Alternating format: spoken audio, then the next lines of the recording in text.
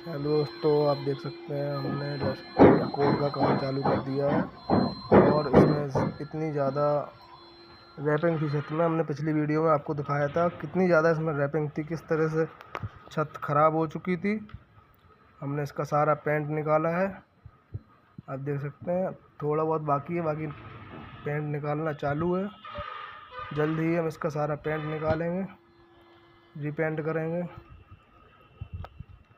Tape लगाने से काफ़ी गाड़ी का नुकसान हो चुका है, आप देख सकते हैं कितना बेकार रेडियम लगाया था।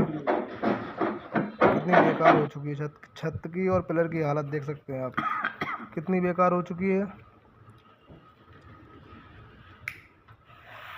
वीडियो को पूरा देखें, स्किप ना करें।